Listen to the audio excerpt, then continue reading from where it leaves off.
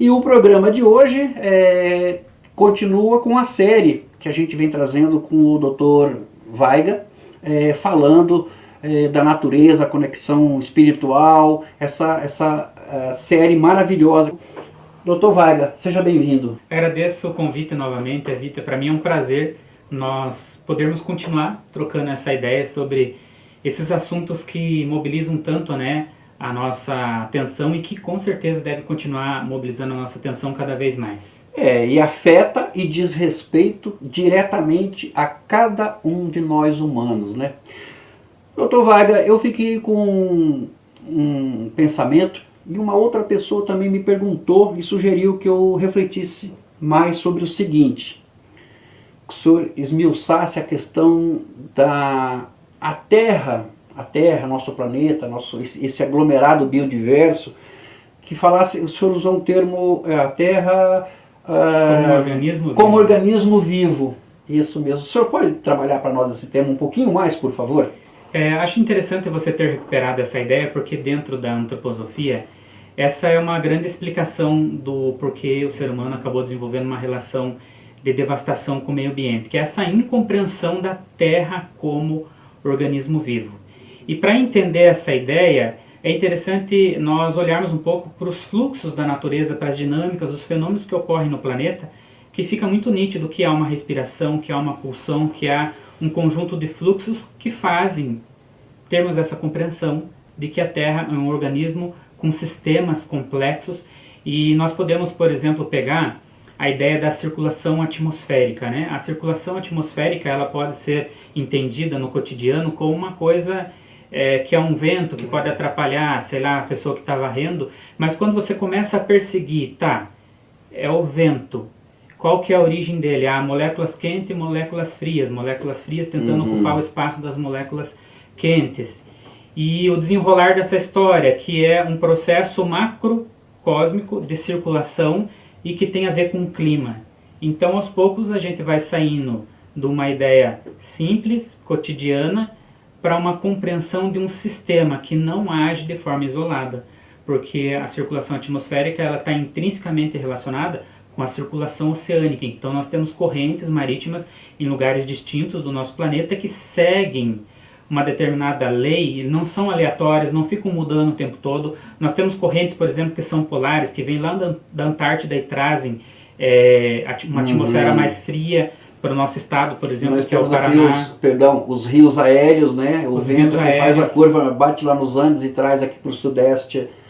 Desculpa, professor, pode continuar. Não, é isso que você traz, contribui bastante para essa compreensão, para olharmos para esses sistemas complexos que interagem entre si e que são responsáveis pela manutenção da vida como nós conhecemos hoje. Se nós pensamos, por exemplo, o fenômeno que ocorre lá no núcleo da Terra, que é uma coisa absurda quando você para pensar, um conjunto de ferro e de níquel que está num estado líquido, mas ao mesmo tempo sólido, porque tem uma pressão muito forte que se dá lá no núcleo, e essa pressão faz com que esses átomos comecem a se friccionar um contra o outro, e essa fricção libera aquilo que nós chamamos de magnetismo e cria todo um campo de proteção do nosso planeta. Então, quando você olha para esse tipo de fenômeno, quando você olha para a circulação oceânica, para a circulação atmosférica, quando você olha para toda a anatomia do planeta, quando você analisa historicamente a valsa dos continentes, como esse grande bloco foi se desprendendo, fazendo movimentos, chegando à atual configuração,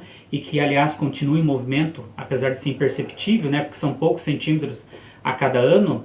Mas quando você olha para tudo isso, fica inegável a ideia que esse planeta é um organismo vivo, que tem fluxos, que tem uma circulação, que tem pulsão e que deve ser considerado como um organismo vivo. E a partir do momento que nós começamos a olhar a Terra como um organismo vivo, e mais, que há uma integração entre ser humano e natureza, que nós não estamos separados, que pode ser chamado de espiritual, que tem uma certa sacralidade, tudo isso muda a nossa relação com esse planeta, com essa casa comum onde vivemos. Eu acho que é parecido com o corpo humano, né? O corpo humano é um planetinha comparado com o planeta Terra. Eu acho que é uma metáfora boa para pensar essa ideia, porque assim como nós temos os nossos sistemas, né, neurosensorial, rítmico, respiratório e sensório-motor, a Terra também tem os seus sistemas de integração e que fazem com que a chuva aconteça da forma como tem que acontecer, todos os fenômenos aconteçam da forma como tem que acontecer, e quando há uma anomalia é porque esses fluxos mudaram. Por exemplo, o El Niño é uma grande mudança nesse fluxo das correntes marítimas, e aí também tem uma interação com a circulação atmosférica, e aí esse conjunto de anomalias que a água, em vez de ir lá em direção à Austrália, ela tem um refluxo e volta, né, para a costa da América e gera toda uma desgraça na região do Chile, por exemplo. Quando isso acontece é porque esse sistema está perturbado, assim como nas nossas células. Quando uma célula ela deixa de agir da forma como ela precisa dentro desse sistema, a gente chama isso de câncer. E hoje o que acontece com o planeta é que a nossa atuação e a nossa incompreensão da Terra como organismo vivo tem feito com que sejamos essa célula que está agindo de forma disfuncional. Nós humanos, Nós né? humanos. Estamos sendo essa célula está machucando o planeta. E que acaba causando esses fenômenos que tem um refluxo que volta para a nossa própria vida, que é um caso muito nítido, é o El Niño.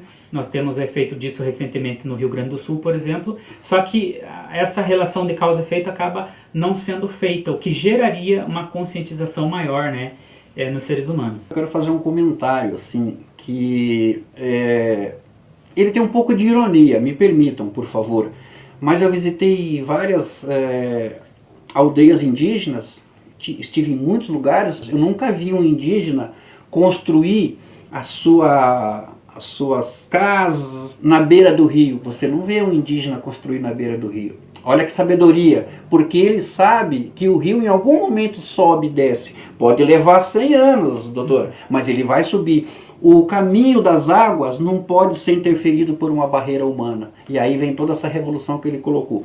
Mas o que eu quero falar também, uma outra palavra, Dr. Weiga, que eu uso muito nos meus programas, e é uma palavra que me persegue, porque eu realmente, ela vem e eu até uso como sendo um pouco obtuso. Eu queria que o senhor, diante de tudo que nós conversamos nesses programas todos e hoje, ganância. A ganância é a grande matriarca dos problemas ambientais. Por favor, Dr. Weiga. É muito interessante essa pergunta, Vita. Antes de desenvolver esse raciocínio, só para fazer um comentário que você tinha dito antes sobre a dificuldade que é termos essa compreensão de todos esses sistemas que interagem e tornam a vida na Terra possível e que permitem que percebamos a Terra como um organismo vivo. De fato, é muito difícil quando você caminha por esse viés mais científico, porque tem todo um conjunto de relações e um conhecimento científico para você ter essa compreensão. Mas, por outro lado, é possível chegar a essa mesma compreensão de forma espontânea, como vivendo na natureza, interagindo. E você citou um exemplo do indígena, por exemplo, que não constrói a sua casa próximo do rio, e como ele aprendeu isso? Obviamente foi através da convivência com a própria natureza. E é interessante notar que essa compreensão da Terra como um organismo vivo é uma compreensão espontânea entre essas sociedades. A gente pode lembrar, por exemplo, a compreensão da Terra como uma teia, onde de alguma forma tudo está relacionado. Isso é uma compreensão de sociedades tradicionais. A ideia, por exemplo, de cooperação, que é algo muito presente na natureza. Às vezes a gente valoriza a competição, né? Mas não percebe a cooperação. Perfeito. E aí a gente já começa a responder, inclusive, essa pergunta sobre a questão do egoísmo como uma grande causa da devastação humana. Veja, o egoísmo ele também é um sintoma, mas ele não é algo natural do ser humano. O ser humano desenvolveu esse comportamento, ele aprendeu. A partir do momento em que nós passamos a entender que as coisas são escassas, que a natureza é escassa, a gente desenvolve um senso de proteção, que eu preciso garantir o meu então, que é o egoísmo. Mas isso não é um gene, não é algo que está lá na biologia humana, é algo que foi aprendido. E veja, a natureza é abundante, mas todo investimento que a gente faz em guerra, o investimento que a gente faz em embalagens, o investimento que a gente faz em aparelhos que são supérfluos, o desperdício que a gente tem em vários setores, como a alimentação, por exemplo, tudo isso faz com que nós tenhamos essa escassez da natureza, mas a natureza é abundante. E aí a gente desenvolve um planeta que é abundante e vai tornando ele escasso. Quando percebemos que ele é escasso, nós desenvolvemos cada vez mais o egoísmo. Então o egoísmo é um comportamento aprendido. E quando o ser humano olha para a natureza, ele vê essa natureza escassa, que ele precisa garantir o seu, mas ele não percebe na natureza um outro elemento muito importante, que aí sim é algo que é natural, que é a ideia de cooperação. Antes de desenvolver essa ideia da cooperação, quanto que ela está presente na natureza e que às vezes ela não é observada e tida como um exemplo, né, para o comportamento humano, é interessante notar que você utilizou a palavra ganância, né, Vita, e eu desenvolvi um raciocínio aqui falando do egoísmo. E de fato eles estão intrinsecamente relacionados, porque essa ideia de egoísmo, de que eu preciso garantir o meu, e a ideia de ganância, de que eu preciso ter mais, elas estão intrinsecamente relacionadas e advêm do mesmo problema, que é a ideia de escassez da natureza, que é uma ideia, na verdade, criada por nós seres humanos, porque no fundo a natureza é abundante e não escassa. Interessante, né? Porque é um efeito dominó, porque, por exemplo, a partir do momento que eu desenvolvi o egoísmo, opa, eu estou aqui, né? Estou individualizado, e aí eu desperto também uma ganância, porque eu tenho que garantir o meu por mais tempo possível, né? É uma viagem, é uma viagem. E é curioso notar que nós projetamos essa ideia na natureza também, porque nós olhamos, por exemplo, situações de competição na natureza e a gente fala, não, isso de fato é algo natural, inclusive está entre os animais que são predadores um do outro. Mas observe que isso ocorre dentro de uma cadeia autossustentável, dentro de uma escala, que não é uma escala que vai gerar grandes impactos ambientais, não vai perturbar essa cadeia, e não é aquilo que predomina. Se nós formos olhar, por exemplo, desde os micro-organismos até aqueles seres mais complexos da natureza, o que predomina é a cooperação, e não a competição, e não a ganância, não o egoísmo. E a gente pode dar N exemplos nesse sentido, partindo, por exemplo, do universo das abelhas, como que ocorre todo esse processo de cooperação entre elas, e o quanto que elas cooperam para os outros reinos. Inclusive o Einstein tem uma frase bem interessante, que uma vez que você retire as abelhas do mundo, automaticamente você está dando a sentença de finish para o planeta Terra. A produção do vegetal é a polinização, é o trabalho que as abelhas, por exemplo, fazem em larga escala. E se não há esse trabalho, não há vegetal. E se não há vegetal, não há animal. E se não há animal, não há o ser humano. Então essa ideia de cooperação ela está muito presente e às vezes ela não é observada como um exemplo, né, da forma como nós seres humanos também deveríamos interagir entre nós e com o mundo natural. E aí a gente poderia dar uma centena de outros exemplos que traz essa ideia de cooperação que às vezes não é imediata, ela é circular. Por exemplo, as bactérias depositárias do nitrogênio, elas não são beneficiadas de imediato, elas depositam o nitrogênio, a planta se desenvolve, ela tem raízes, nessas raízes surgem os fungos. E aí que a bactéria vai ser, digamos assim, recompensada pelo trabalho dela. Então não é uma recompensa imediata. E se nós pararmos para observar, aí tem um grande ensinamento, que é a ideia de cooperação que fecha uma cadeia autossustentável, mas que não é imediata.